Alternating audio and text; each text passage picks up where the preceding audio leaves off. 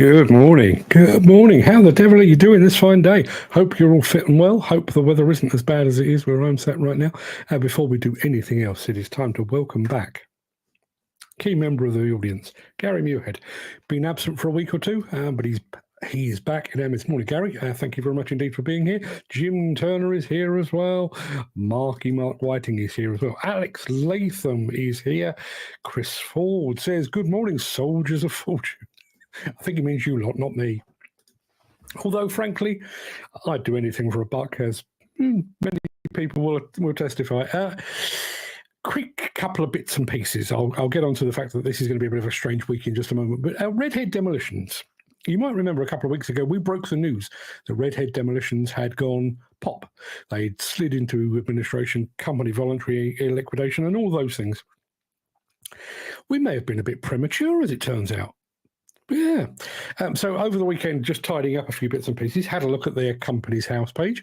And lo and behold, several members of the Redhead family have now been removed as directors, which is kind of what you would expect with a company going out of business or going into liquidation. But there have been new appointments, two of which are related to a company called Mackie Demolitions, down in sort of Bristol way, I think. So could Redhead Demolitions be about to do the second coming, but back from the dead, or almost dead?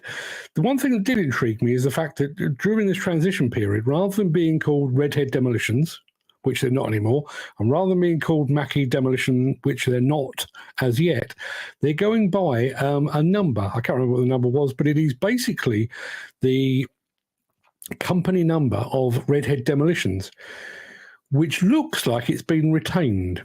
And if that's the case, does that mean that the new directors have one foot into the National Federation of Demolition Contractors? Because apparently, if you don't change company name, you can. I don't know. We shall see. We shall see. And I'm going to say good morning to Ken Hatcher, who is now with us. Jim Turner says, welcome back, Gary. Wasn't the same without you. I totally agree. It wasn't the same without him. Very quick reminder, things are going to be a bit erratic this week, I'm afraid. No show tomorrow, no show on Wednesday, because I'll be up at JCB for their latest product unveiling. I will be back on Thursday to regale you with tales of our pilgrimage to JCB and plenty more besides as well. But please don't tune in tomorrow. I mean, you can, but if you do, you'll be very lonely because, frankly, I won't be here. So no show Tuesday, no show Wednesday. I'll be back on Thursday. Now, without further ado, I'm going to roll the intro, post the question of the day, and get this show on the road, because my Mark's morning monologue today is a little bit longer than usual, and I hope you find it worthwhile. So here we go.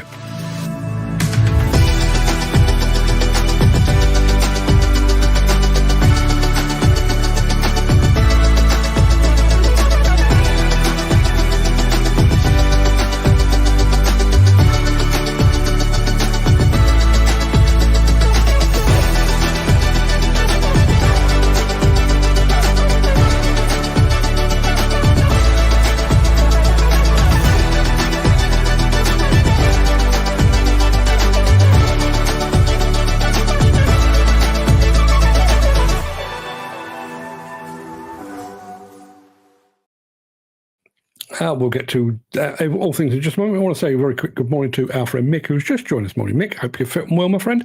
It is Monday, the 14th of October. Welcome to the Breakfast Show. I am your host, Mark Anthony, the Walrus of Demolition. In today's show, Caterpillar grapples with attachment efficiency. John Deere delivers smarter site solutions. We're heading back to Las Vegas and Mine Expo in the company of those fine folks at Hitachi, plus how 500 drones told the history of Volvo. It'll make sense when you get there. Plus, in today's episode of Mark's Morning Monologue, as I've already indicated, we're going to be discussing the many health risks and hazards facing demolition and construction workers, many of which those workers actually take to site with them. But before we get to all that, there is the small matter of today's mystery machine. I say today's mystery machine because it's actually Friday's mystery machine. I'll explain more in just a second.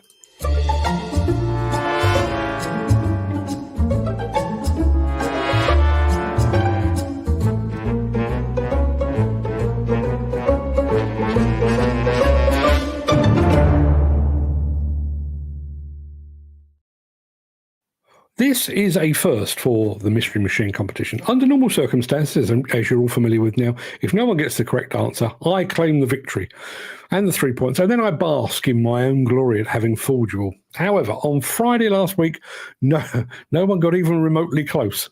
So rather than claiming a hollow victory, we have the same Mystery Machine again today as we had on Friday.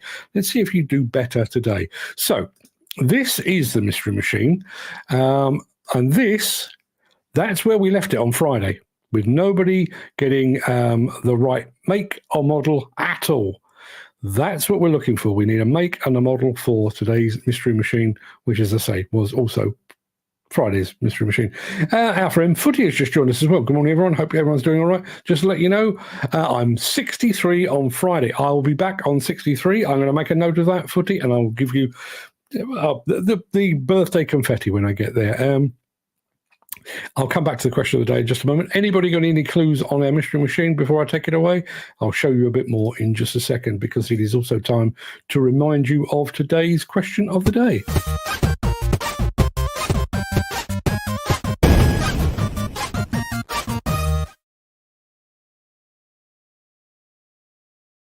Yeah, now, this morning's question of the day was prompted by my own personal road rage on Saturday, even though the question's got nothing whatsoever to do with driving. I had to pick up my father-in-law from his dialysis appointment. Round trip about 4 miles.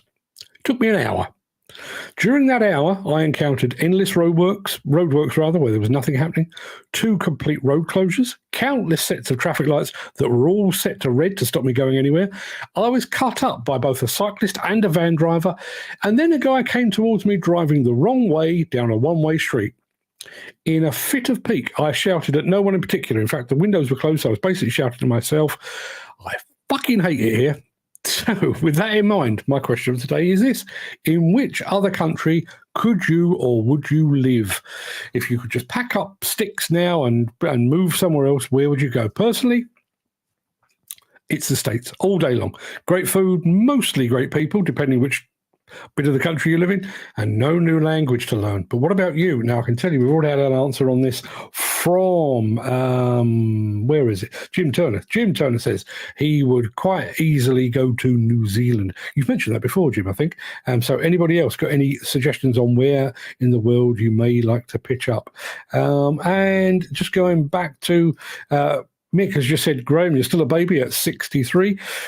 And I start a new project on the 23rd. A company who approached me, and hopefully they said I've got 6 months. Fantastic stuff. And that's just one of the reasons for wanting to move to New Zealand. No traffic and no bugger lives there. Yeah, quite right. Chris, well, apparently there would be some other bugger going with you because Chris is hitching a lift, apparently. But yeah, New Zealand. Never been, but it does look it looks very nice. It looks like good Britain, before it was ruined with too many people and cars and traffic and politicians and stuff. Keep those coming. And no, just going to go back. I want to get this resolved today. So there's the Mystery Machine as it stands at the moment, and there's a little bit more. I think that probably tells you the type of machine, but what I need from you is a make and a model. Please, anybody. Please, somebody. We haven't got even remotely close yet.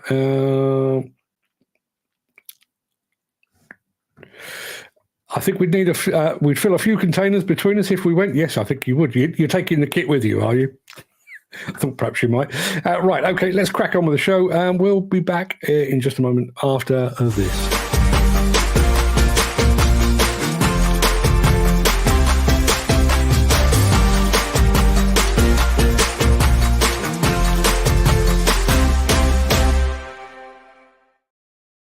It's sometimes tempting, I think, to think of Caterpillar as just a maker of dozers and excavators, the big kit. But they are also very, very good when it comes to attachments. And in particular, their brand new range of grapples.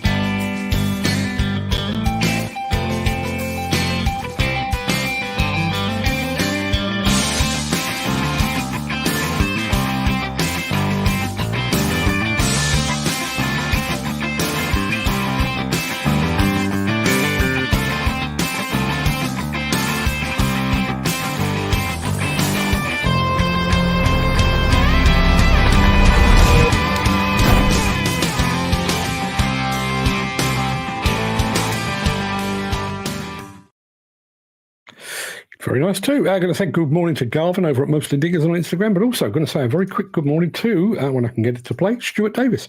Just joined us over on LinkedIn. A fellow operator, people, a fellow operator. Morning, Stuart. Thank you very much indeed for being here. And good morning to you, sir. Thank you very much indeed for joining us. Let's have a look.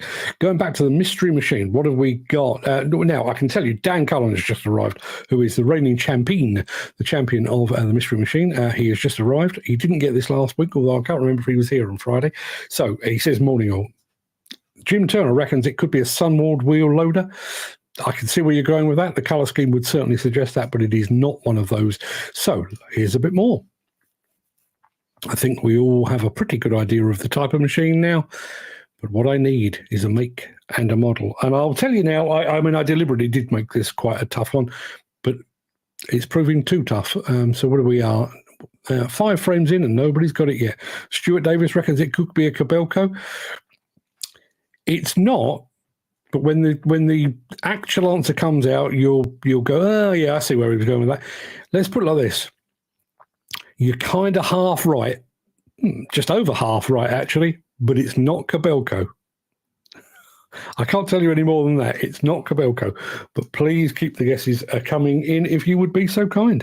Let's have a look. What have we got? Yeah, we've got something else coming up in just a moment. In fact, we're going John Deere in just a second. So let me roll this first. If you are enjoying this episode, please consider supporting the show.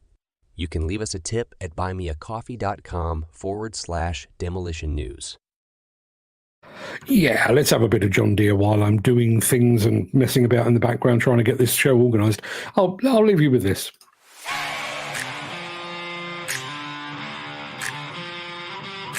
To be successful, you have to be a problem solver. We're able to bounce with what happens, to weigh out decisions that need to be made and move in a good direction. You can't just get stuck in what you want, how you want it, because the reality is it doesn't always work that way. It's how you deal with those problems. A dealership that stands behind you, a manufacturer that stands behind you, that's what makes you a success. I've worked for Bob Dietz and Sons pretty much my whole life. We grew up doing it. My father used to take us from a young age. It's actually a fun way to grow up, to be able to play with large toys quite a bit. Brian's a hard worker. He has good drive. He's not afraid to take chances, and I think that's something that has really benefited us. I feel like we've made good decisions on purchases so far. We stand behind our decisions. It's something that makes this business work. The machine I'm in right now is a 950 Smart Grade. The reality is that it does make every operator better. So an unskilled operator will be better with this. If you put a skilled operator, someone that's proficient at their job, in a machine that has guidance, it's unreal what the potential is for them. We've toured John Deere's factories, we've toured Encon factories, a few others. You see the amount of effort that these people are putting in to get it right. It's impressive. It doesn't just happen. The quality that goes into those things really affects us on a daily basis. You look at the Kleeman crusher, running a diesel generator that runs electric motors. You know, talk about efficiency right there. It's being put into play. I think that's kind of exciting. As a smaller company, that efficiency lets us compete with companies that are much larger with a lot more people, and we can really shine. Not just accomplish our job, but we're able to shine. You can be more efficient than another contractor. That means you're able to get the bid, win the bid, you're able to make money, take it home. So all the way around, it's just good for everyone. My father's been buying John Deere for over 45 years, 50 years, and we've had good experience. And that's what makes us keep coming back and buying John Deere.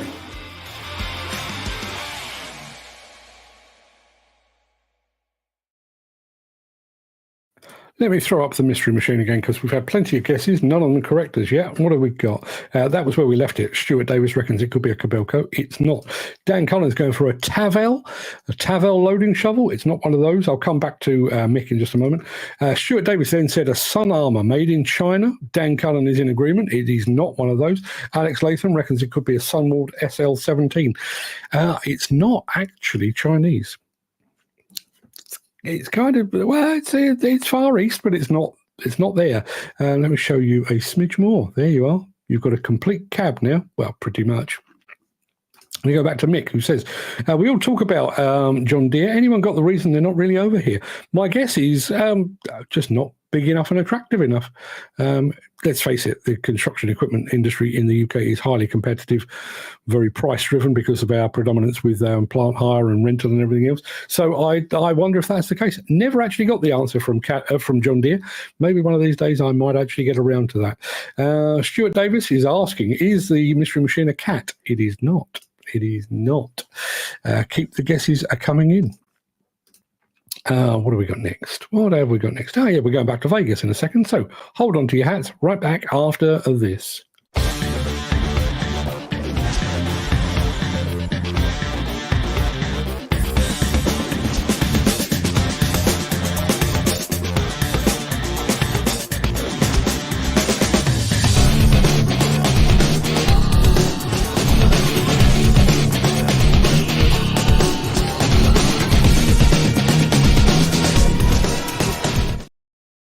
There was, of course, hundreds and hundreds of exhibitors at the Mine Expo show a couple of weeks ago over at the Las Vegas Convention Center. Personally, it all came down to 4 companies: Caterpillar, Komatsu, Liebherr, and the 4th member of the Big Kit Quartet, Hitachi.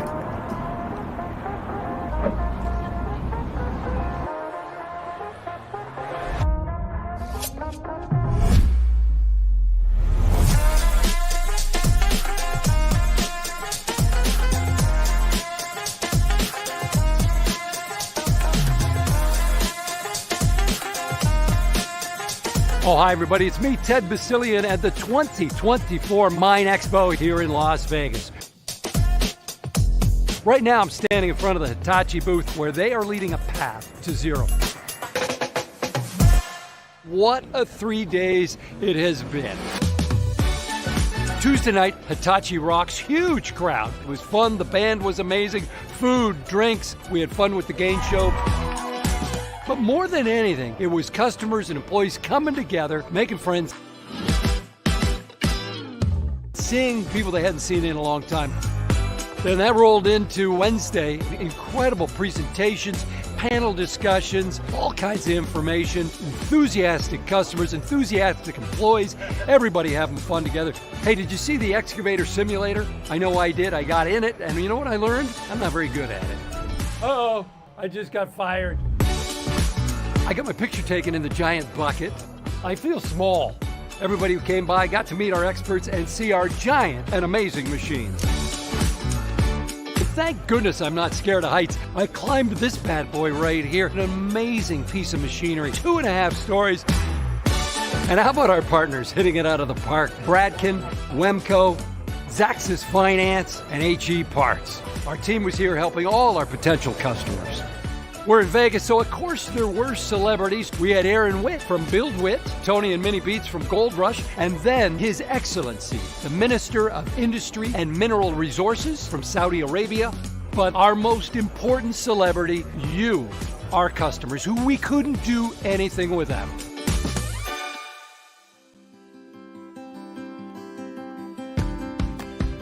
So I finally got this guy. It is our CEO, Al Quinn. Al, how are you doing? I'm doing fantastic. So Al, I got to tell you, I was watching you yesterday. The booth was full of people, and there was a moment you just had to yourself, a big smile on your face just watching it all go down. How proud are you of this brand right now? The employees have done such a great job getting the site set up. It looks fantastic. The customers are excited. They're coming to see us. It's just really satisfying to look back at where we're at and see how much progress we've made, and the future is just wide open. All right, Al, so where do you go from here?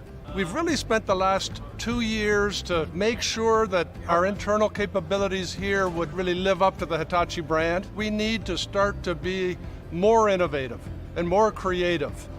And I think we're ready to do that. It's going to be really exciting to see what happens from where we are now to where we're going to be in 2028.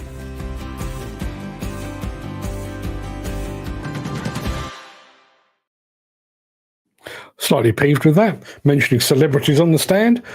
Aaron Witt, he's all well and good, he's a nice fella, but did he crash a drone on the Hitachi stand? Did he, balls? I did.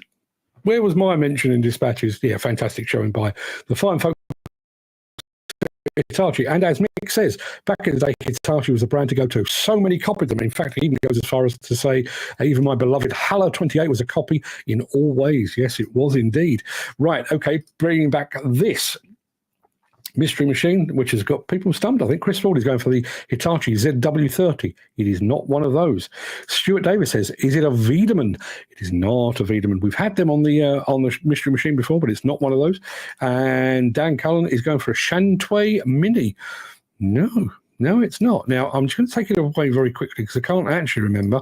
Yes, I can show you a bit more. There you are. There's a smidgen more. I think the only thing you're missing now is actually the name of the machine. Yeah, keep the guesses coming. And Stuart Davis is going for an LMTG. It's not one of those either.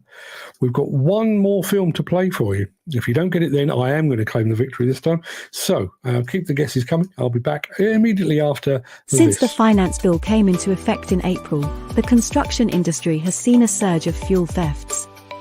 The rising cost of living has placed an additional risk of theft by employees and contractors, as well as opportunistic thieves. By using diesel dye and placing warnings of its use, you are sending a clear message that this is your fuel.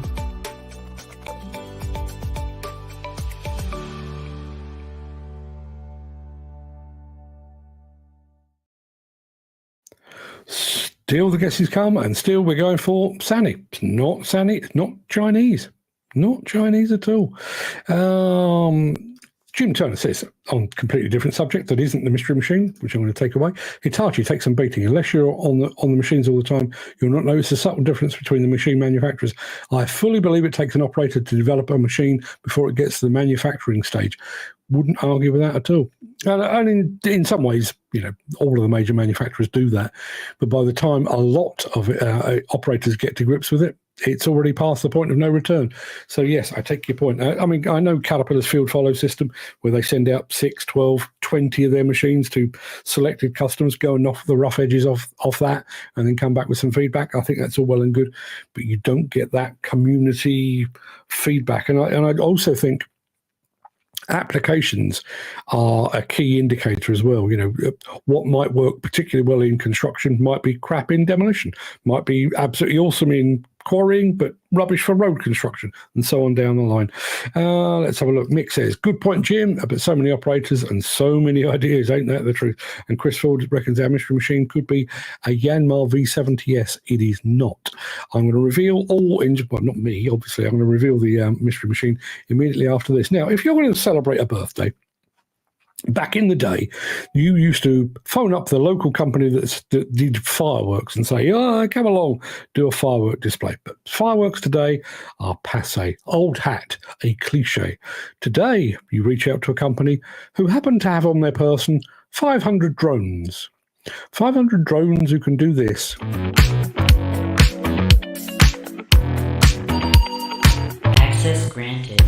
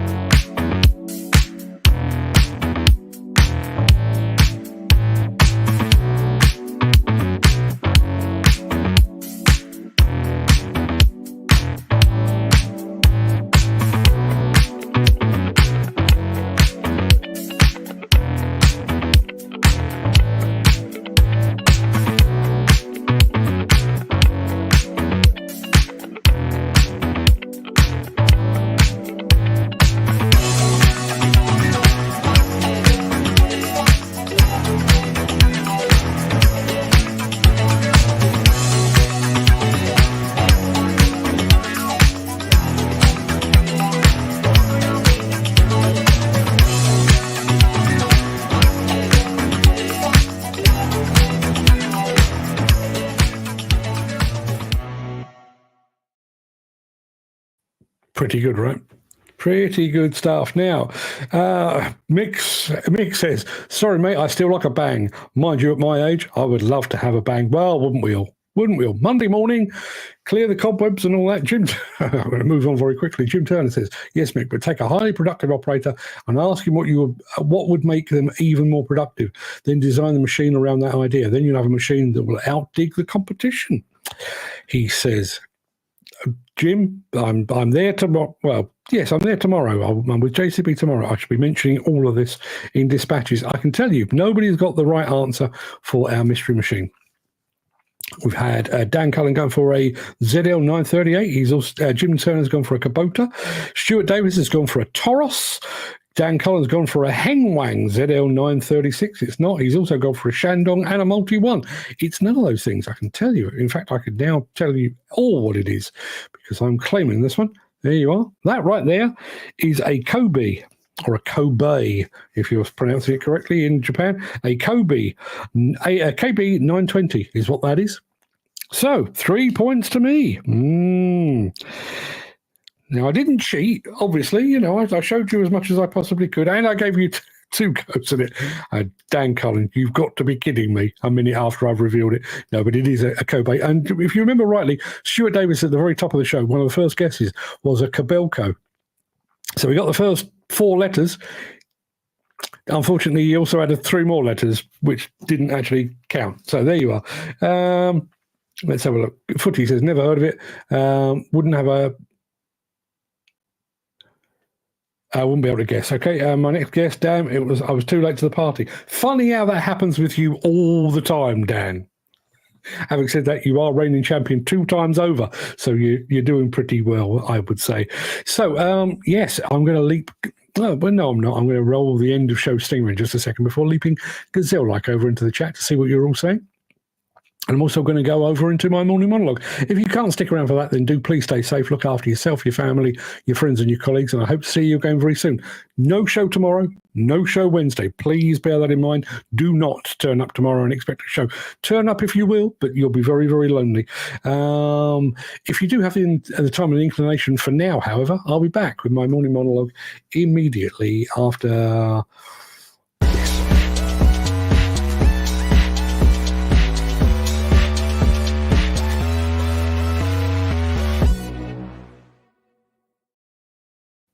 I'd like to talk about something that's not getting the attention it deserves in the demolition and construction industry. The quiet threat to workers' well-being that lurks behind the hard hats and the high-vis vests. As an industry, we focus on industrial accidents, falls from height, slips, trips, falls, exposure to asbestos and other toxins, and being struck by massive machines. But there's an equally dangerous yet understated issue that plays out every single day. And to make matters worse, many of these dangers are, in fact, self-inflicted. The dangers I'm talking about are our own diet and habits. These seem harmless at first glance, but over time they can erode the health of workers within the sector. And while they may act more slowly, these habits are every bit as deadly as a fall from height. The construction industry operates at breakneck speed. Deadlines must be met. Work hours are long, and for many workers, meals are a rushed afterthought. The industry's fast-paced nature leaves little room for thoughtful eating habits. It often means grabbing quick, convenient options that don't prioritise health. For construction workers, especially those working in remote or urban areas where healthy choices are scarce, the easiest solution is fast food or convenience store snacks. But here's the catch. Those meals, while satisfying immediate hunger, are packed with unhealthy fats, excessive sodium and sugar. While it may not seem like a big deal to grab a burger or fries every day, the constant pattern of unhealthy eating leads to a host of long-term health problems. Obesity is a literally growing concern in construction, as it is in many sectors that require long shifts of physically demanding work. That sounds contradictory, right? You'd think that a job that demands physical exertion would be associated with weight gain. But the reality is when workers are loading up on high-calorie, low-nutrient meals, their bodies aren't actually getting the fuel they need. It's like trying to run a high-performance machine on low-grade fuel. It just doesn't work well. Over time, this contributes to weight gain, increased stress on the heart, and to a host of complications like diabetes and hypertension. And poor nutrition doesn't just impact the waistline. It directly affects muscle recovery, energy levels, and immunity response. Demolition and construction work is tough on the body. It requires strength, endurance, and a healthy immune system to handle the everyday wear and tear. If workers aren't getting the nutrients they need, they become more prone to illness, fatigue, and injuries, setting off a vicious cycle of decreased productivity and ultimately lost wages. Doesn't end there, though, so let's move beyond lunch breaks and talk about habits that are deeply ingrained in the culture of construction work. Many workers face a mountain of stress. Tight deadlines, physically demanding tasks, and long hours make for an exhausting combination. And when people are under stress, they often turn to coping mechanisms that aren't the healthiest. Alcohol is one of those vices. In many demolition and construction environments, heavy drinking can be normalized or even celebrated after a tough day on the job. Let's grab a beer. Turns into a healthy day. Let me do that again. Let's grab a beer. Turns into a daily ritual. And before long, what starts as a way to unwind can become a dependence or an addiction. It's more than just a personal issue. It's a safety risk. Workers who regularly drink are more prone to accidents on the job, have poorer health outcomes, and face long-term health risks such as liver damage and heart disease. But alcohol isn't the only concern. Energy drinks and excessive caffeine use are also rampant. These drinks promise a quick fix for fatigue, but the reality is far more dangerous. Regular consumption of energy drinks can spike heart rates, raise blood pressure, and disrupt sleep, leading to long-term cardiovascular problems. And let's face it, workers running on 3 hours of sleep and a couple of cans of energy drinks aren't going to be at their best when they're handling heavy machinery or working at height. Smoking is another ticking time bomb. A recent study suggests that more than 1/3 of construction workers use tobacco products, and a sizable number are using multiple tobacco products at once, which is apparently an alarming trend called poly-tobacco use. Smoking on a construction site isn't just about personal habit, it impacts the entire team. Secondhand or passive smoke becomes an issue for non-smokers, and smoking-related illnesses contribute to absenteeism and lost productivity. Why is smoking so prevalent in the demolition and construction industry? The answer seems to be stress, job insecurity, and a sense of workplace instability. For many workers, smoking is a way to deal with the uncertainty and the pressure of the job. It's socially accepted, sometimes even expected in this industry, making it harder for workers to break the habit. Unfortunately, smoking takes a devastating toll with well-documented risks of lung disease, cancer, and heart problems. So where do we go from here? The dietary and habitual hazards facing construction workers are deeply embedded in the culture and the environment of the industry. But that doesn't mean we can't change it. First, nutrition education has to take centre stage. Construction companies need to recognise the role that food plays in the well-being of their workers. Offering on-site healthy food options, affordable and convenient, could go a long way toward nudging workers towards better choices. We can't expect someone to opt for a salad if the only available option is a burger and fries. By making healthier alternatives the easy choice, we can start to shift these unhealthy eating habits. Addressing substance abuse, whether it's alcohol, tobacco, or caffeine, is trickier but just as essential. Worker assistance programs need to be more proactive, offering support for those grappling with stress, dependence, or addiction. Counselling services that are confidential and accessible are key to helping workers break free from destructive habits. And beyond individual support, the industry itself has to work on normalising a healthier lifestyle. That means discouraging after-work drinking binges and shifting the focus towards more positive outlets for stress. Finally, the construction industry needs to embrace a culture of wellness. That means promoting healthier habits at all levels, from management to the men and women on the ground. Companies can incentivize workers to quit smoking or cut down on energy drinks by offering tangible rewards for healthier choices. Fitness challenges, wellness programs, even healthy cooking classes. These are small investments that can make a big difference in the lives of workers. Ultimately, demolition and construction workers are the backbone of our infrastructure, but they're also some of the most at risk for health problems stemming from poor diet and harmful habits. If the industry wants to thrive, it must start prioritising the well-being of its workers. Healthier workers are more productive, less prone to injury, and ultimately more satisfied with their jobs. And all of that really starts with the workers themselves. When we talk about falls from height, slips and trips, and dangers of mobile machinery, we talk about the duty of care that an employer has for its workers. When it comes to eating right, drinking and smoking, don't we all have a duty to care for ourselves? Now, the chat has been doing its thing, which is what I expected and what I encourage. But before we get into that, let me just very quickly throw out a few questions. What have you eaten so far today, and what are you planning to eat for the rest of the day? Have you had an energy drink today, or are you going to at some point? Do you smoke? Will you end the day or end your shift with a beer or something a bit stronger? Let us know in the chat, because I think it's a thing that's worth exploring. And I touched on the analogy, but I just want to do it a little bit more depth. Obviously, everyone here on this show has a deep and abiding affection for equipment. If you've got a valuable piece of equipment, let's say you're running a Cat D8 or something like that, it's your pride and joy, you wouldn't go and put shit fuel in it because, you want to take care of that machine. So why do so many of us, I'll come back to that, so why do so many of us do it with ourselves, with our own bodies? And just to prove that I'm not trying to be all high and mighty here, bearing in mind, I was diagnosed with cirrhosis of the liver because of my drinking. I'm a diabetic because of my very, very, very poor food choices. I've been on a diet for 25 years because of my very, very poor food choices. So I'm not sat here preaching, no, you guys need to be like me. I'm one of you.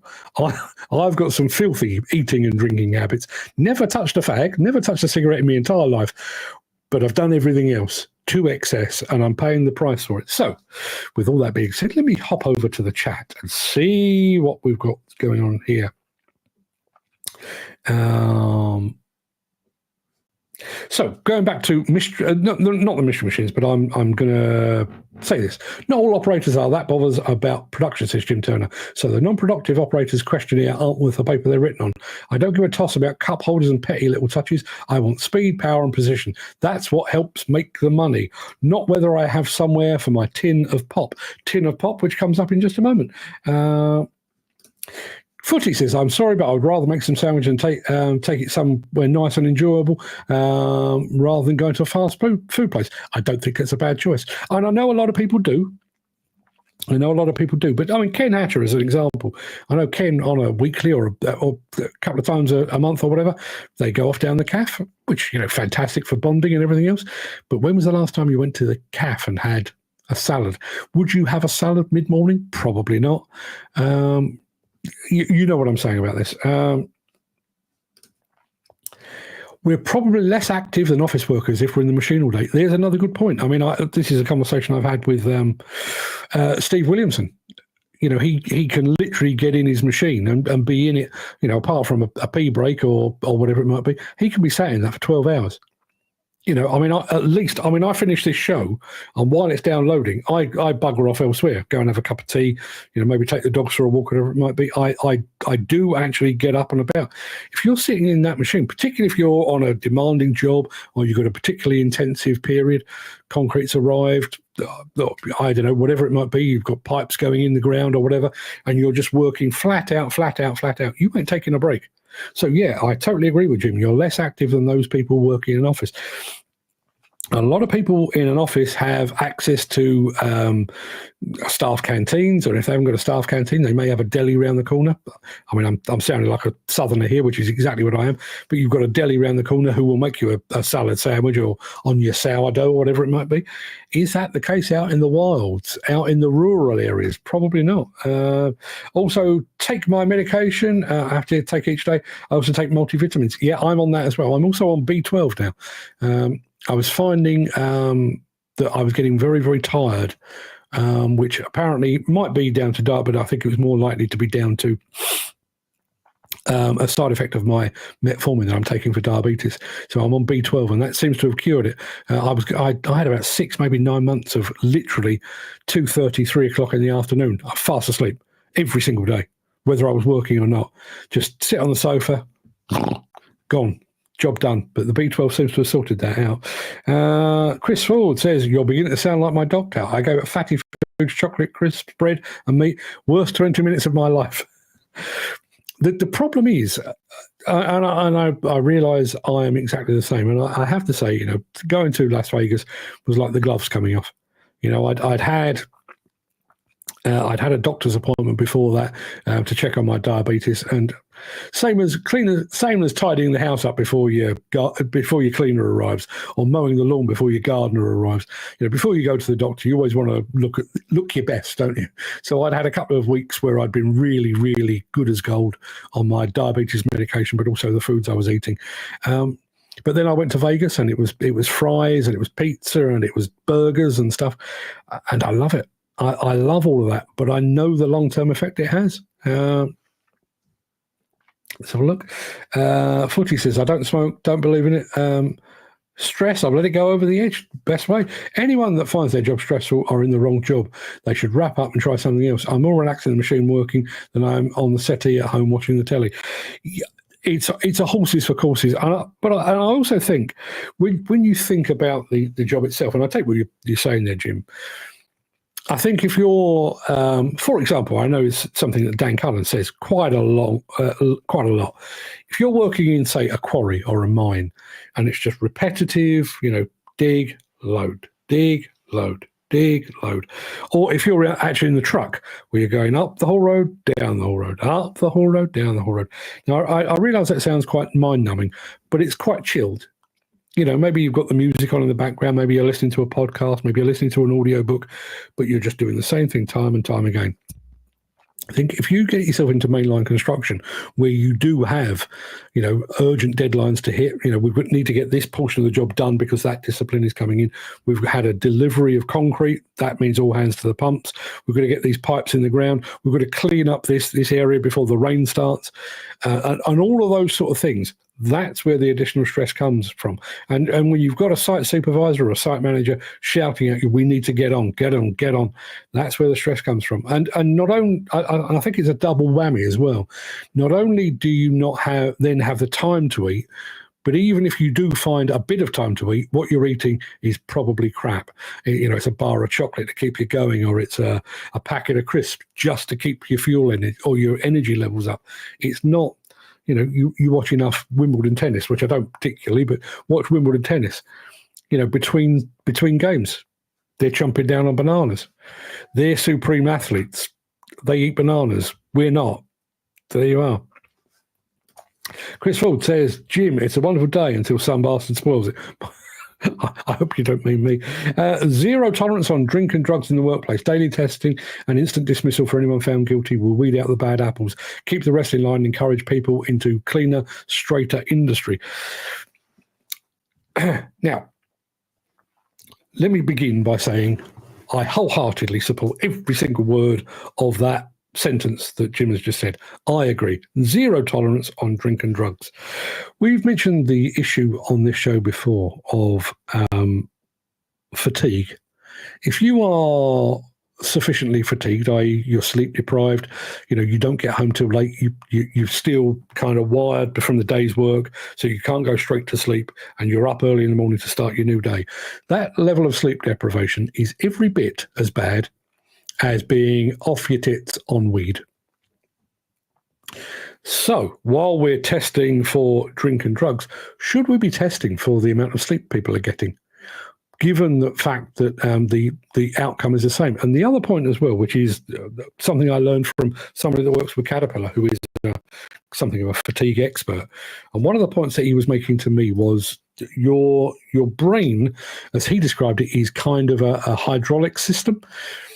Your sleep is designed, obviously, to give you rest, but it's also the opportunity for your body to flush out your brain, flush out all the crap that's built up during the day, so that when you wake up the following day, you are starting with a clean, fresh brain that is firing on all cylinders, all your synapses are in order, and you're good to go.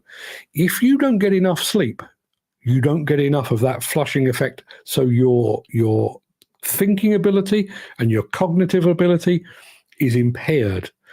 every bit as much as if you'd been out on the lash or if you'd been out on the dubage. Yeah. Footy says, I don't smoke, I don't do any drinks. I might have a Dr. Pepper now and again. I drink water with a little bit of juice in it to make it taste better. And I've got a salad tonight to eat. Good man. Good man. You're setting the example, sir. I always thought I worked better when stressed, but now I've been away from sites and demo in particular, I realised I was just pushing myself and the boys around me. If truth be known, I was on the verge of burnout. Worst of all, the boy was turning the boys against me. I think this is one of those things that we talk about, specifically related to mental health. You know, that thing, oh, man up, you know, oh, I'm not going to accept the fact that I'm feeling a bit crap and everything else. And I think that's part of it. You know, there is no way this job is going to beat me. I will outwork any fucker. And listen, I'm equally guilty. You know, I don't really have rivals because what I do is a live stream. I don't do magazines anymore. But there are others out there that compete for the same advertising dollar that I do. And, you know, they produce a magazine once every couple of months or whatever it might be. It's shit. They can't write for toffee, but they do that. And, you know, they're competing with me. They will never, and I repeat, never outwork me. I will work 7 days a week to prove that they will never outwork me. Who's the mug here? You know, they do their 9 to 5, bugger off home, live the high life. Who's the mug? Probably me, in truth. Probably me. But that's just the way I'm built. Today's intake, about 4 pints of tea, a couple of ham and pickle sandwiches, and a bag of crisps. But I am obese, so I'm obviously not saying my diet is a good thing. The problem is, I think it's the combination, and Jim, you've already hit the nail on the head. You know, a couple of ham and pickle sandwiches, a bag of crisps. If you were doing something active, physically active, that would be, I would say, that's probably not a bad diet at all. The crisps, take it or leave it, but, you know, you'd work that off. But you are literally sat there for 8, 9, 10, 11 hours a day doing that. By and large, the only bit of your body that's getting a workout is your wrists and your brain. That's not burning the calories that you're putting in. Footy says, I'm at home. I try to walk the dog 3 times a day. As soon as I get home, I take the dog for a walk because I've been sitting in the machine so long, then driving home as well. There's the other point. Going back to Steve Williamson, you know, he was doing 10, 11-hour days. And he then had an hour and a half in the car to get home and an hour and a half to get back again. 14 hours a day sat on your ass. Now, Steve is of an age and of a build, you know, he's built like a bloody whippet. He can get away with that kind of thing. Not everyone can. Chris Ford says, today, 2 Weetabix, 2 cups of coffee, half a game sandwich, no beer tonight, not smoked for 35 years. Lunch will be the other half of the ham sandwich, a small packet of crisps, a small chocolate biscuit, and 3 low-fat sugar biscuits, if there is such a thing. I don't think there is. I think you just made those up. But again, you know, not particularly bad. I mean, the coffee, not overly excessive, I wouldn't have thought. So, yeah, not bad at all. But crisps, chocolate biscuits, every single day. And I'm not saying that's every single day, but, you know. Don't know where the game sandwich came from, although it sounds nice. Bloody predictive text. Everything's good until you press the button. I think that was a ham sandwich. But a game sandwich, I'd eat that. Footy says, new job, got GPS to learn. Actually makes the job a little bit different. Yeah, good. Our friend from the wilds of Sweden. Never use tobacco and drink very rarely, but food is good and usually something simple. Yeah. And again, think about the way that your day-to-day workload might impact your actual food intake. If you are on a job where let's say, you know, there's some concrete coming on, or the piling contractor is due to come in if you're in demolition or whatever it might be. So you've got that very, very intense 1, 2, 3 days of activity. So in many instances, and I've done this, you know, I often eat my lunch at my desk. I often get to 5:30, 6 o'clock and think, Jesus, I'm starving. What's the time? Oh, I've done an entire day without anything to eat. I'm sure that happens in demolition and construction as well. So if you then find yourself, you know, it's now 6 o'clock at night, you've not had the time to eat anything at all, and you're on your way home thinking, I could eat the arse end out of a dead donkey right now. What do you go for? Do you pop into somewhere and order the egg salad? Or do you pop over and get yourself a Big Mac and a large fries and a chocolate milkshake to go with it? There's a temptation. I have no problem eating salad, but it takes longer to make them if you make them at home. Yeah, it's very true. Bearing in mind, I was a vegetarian for almost 6 years at one point. And I tell you what, I felt better for it. And the availability of food is better now than it was the first time I went vegetarian, maybe 30 years ago. But being a vegetarian, not that I'm proposing it, but being a vegetarian is actually quite hard work. You could, I've got to drive up the M40, M42, M6 tomorrow. And I'm not going to do it with my eyes shut, but I could probably close my eyes, pull into the first service area and find, readily available bacon or burgers with bacon and chips and all that sort of thing. There's no guarantee I could go in there and find a salad or something even remotely nutritious. And even those service areas now where you get to the actual the till, you've had to walk past four aisles of chocolate and crisps and all of that kind of thing, and they've got one banana on sale for £4. That's the point I'm making. It's not necessarily easy. Mixes. Walked the hound at 4:30 this morning, came back, bowl of oats and a mug of tea. Going walked the dog at 8, had a fry-up. After the show, walked the hound to the local, few pints of the black stuff, then home, have the rest of the steak and kidney pudding from yesterday for my dinner, then walked the dog again at 11:30. Bearing in mind the amount that you're walking the dog, I don't think that sounds too bad at all. Not too bad at all. The fry-up.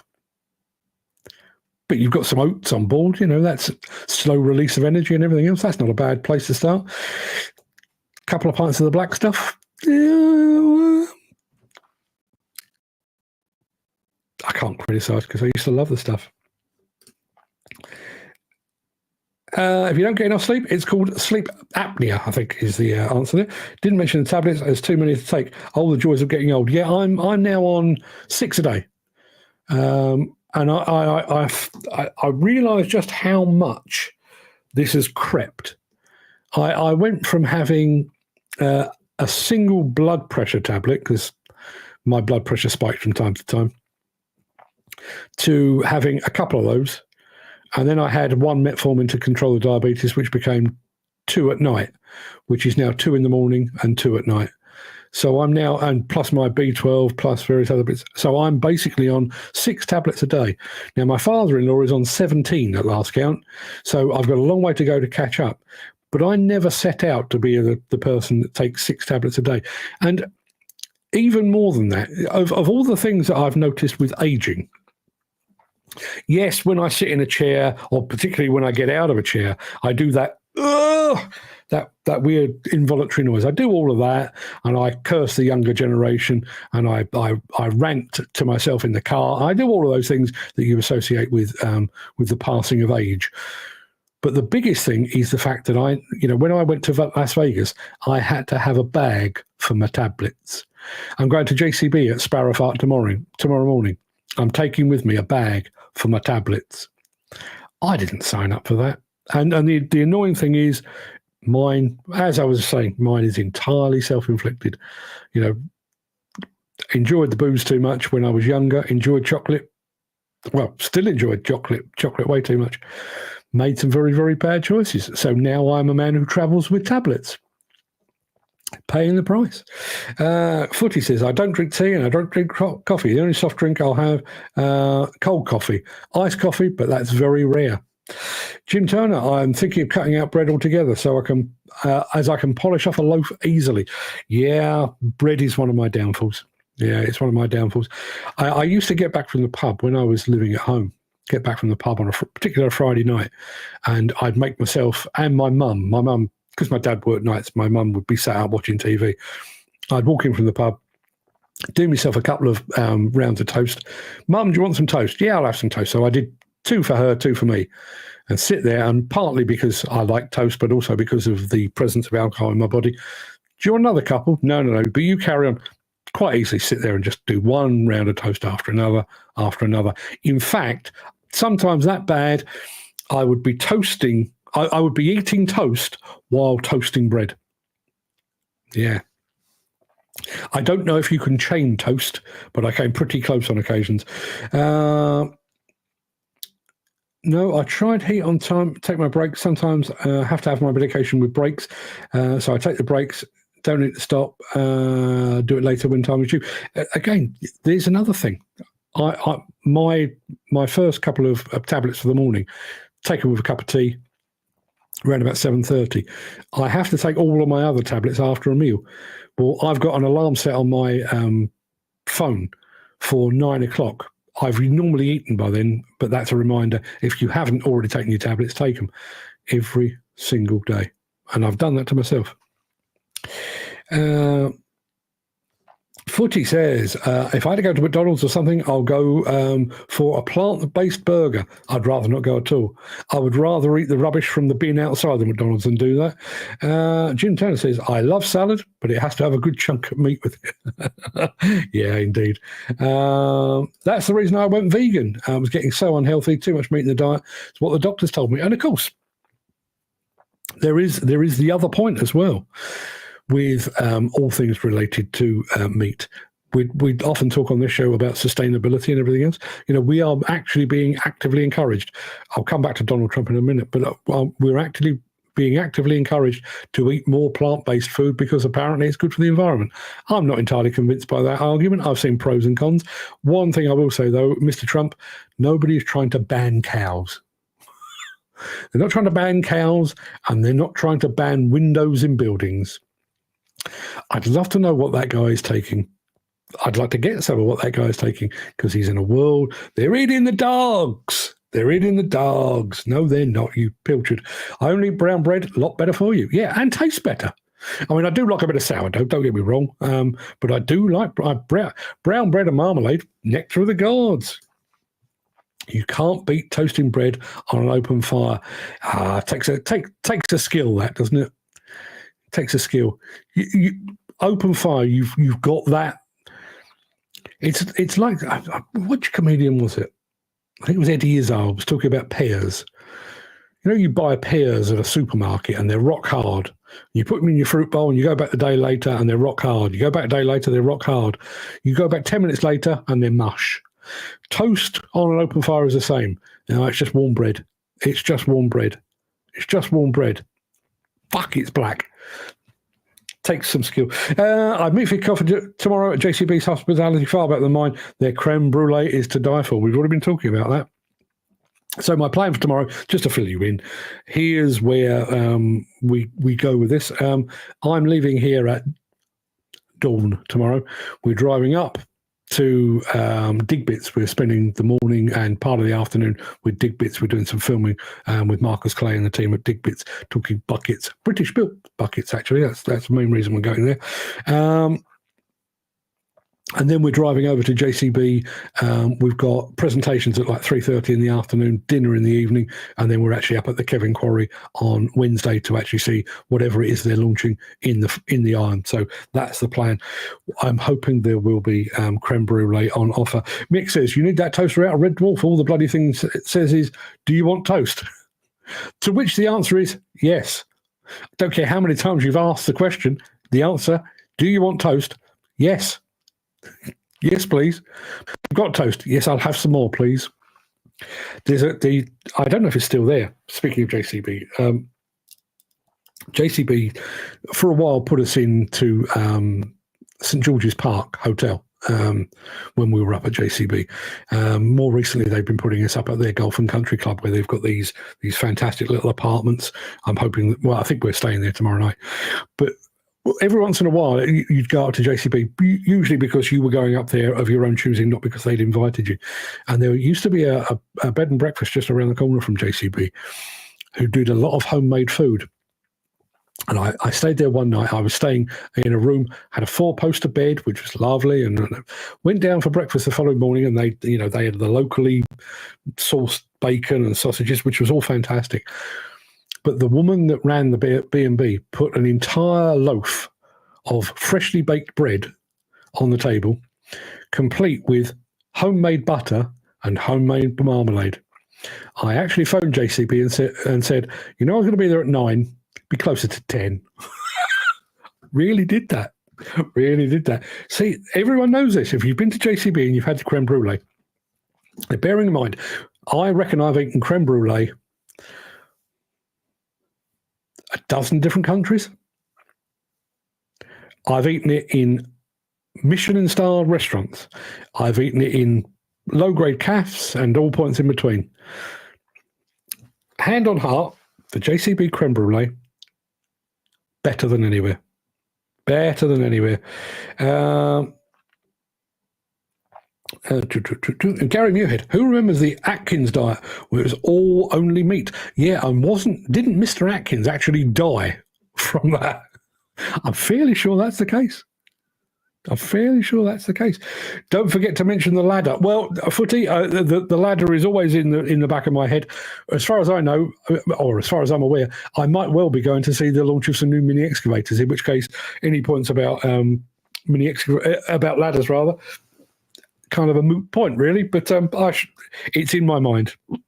I'll also be mentioning Jim Turner. Oh, excuse me. And a whole host of other things as well. I'd like to get the JCB take on this AdBlue stuff. We've covered it a couple of times in the last couple of weeks on our podcast about the possible downside of AdBlue. Had lots and lots of feedback on that. Not everyone is a fan of AdBlue, and I think it's potentially caused as many problems as it's cured.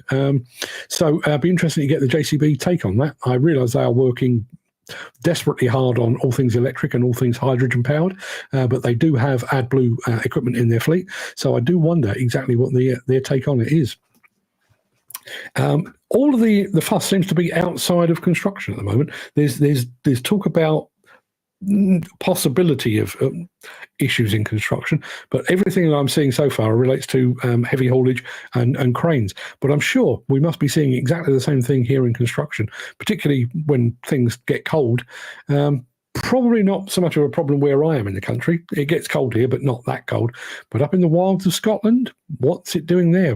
Gary, Steve, anybody that's up in Scotland, love to see what is happening with AdBlue come the winter time. Any word of doing a live show rather from JCB HQ? I'll be asking the question again tomorrow. We almost got there a few months back, but it just didn't happen. But I will be raising that again. I've got a long list of things to talk to them about. Our friend over in Sweden says, I was pleasantly surprised 11 years ago to see the JCB GT affair up here in the north. It's quite the machine, isn't it? It's quite quick, isn't it? Footy says, AdBlue ain't worth the stuff it's made from. It ain't worth the thing that it does to the environment. Eventually go back to the old ways, put diesel in and forget about it. AdBlue, don't mention it. That does seem to be the case. Jim Turner says, cheers, Mark. I'd just like their ear to hear my views and ideas. I'd like them to be bang on target as they are slightly off at the moment. I will couch it in those terms. I might be getting. Have a safe journey tomorrow. Thank you very much indeed for that. Have a safe journey. Fantastic time with the fine folks at JCB. Thank you very much indeed, Gary. And thank you for joining us again. Glad to have you back. Have you got a day off? Are you on a different project? Are you now got Wi-Fi? I don't know what the thing is. Watch out for idiot drivers. As I say, bear in mind the weekend I had. Literally, there's a road fairly close to where I used to live, but I was going there dropping Fred off for a game of squash. And there is a road going sort of that way and a road going that way. And between the two, there is a kind of a stand of trees and everything else. I turned left into the road going that way, and there coming towards me at about 40 miles an hour was a car going completely the wrong way. And realised that he was doing that and decided, well, the best thing to do then is probably to do a 3-point turn in front of the oncoming traffic that I'm now holding up. Yeah, safe travels. Thank you very much indeed. Dan Cullen says, see you Thursday. You will see me Thursday when I will be regaling you all with tales of JCB and whatever else it is I get up to. And obviously Dig Bits as well. Looking forward to catching up with Dig Bits. Haven't actually been to the Dig Bits factory in about 25 years, I think. Speak to them on a fairly regular basis, but haven't been there for quite some time. So looking forward to that. And Jim Turner says, I'd also like a job with them too, obviously. I will check the recruitment board and see if there's anything suiting a large bearded man with extensive experience behind the levers. Jim, watch this space. Enjoy the yellow injection. I will certainly do. I feel like I need one of those. All that talk about the things that we put in our bodies. The one thing I do need right now is a yellow injection. So yeah, I'll be certainly on that. I managed to escape the borrow pit today, and I've got Wi-Fi on another part of the site. Good to have you back. And our friend at Heavy Equipment Videos, have a nice trip. Thank you very much indeed, my friend. Thank you for joining us once again. You're becoming a regular. I should probably know your real name, actually, rather than referring to you as Heavy Equipment Videos. Talking of which, if anyone knows Manchester Road on the Isle of Dogs, we have a rather nasty bend since Friday night. We've had 5 accidents there. Just heard a loud bang. So make it 6. Time to set up a time-lapse camera and make yourself a TikTok star or something. Because apparently that's what we do with accident black spots these days. Thank you very much indeed for your input, everybody. Go and eat something healthy. Do what you like. I'm, to be honest, this is self-serving. I don't want any of you to keel over because, we need the audience. Alexander Lipkin. Alexander is our friend up in Sweden. He is BM1113. I think I prefer Alexander. I can say that much easier. Thank you very much indeed. Mick says, stay safe, fellas. Catch you Thursday. Yeah, catch you Thursday. Everybody, go do your thing. I'll see you on Thursday when we're all bright-eyed, bushy-tailed, and filled with salad and creme brulee, Guinness, chocolate. See you soon.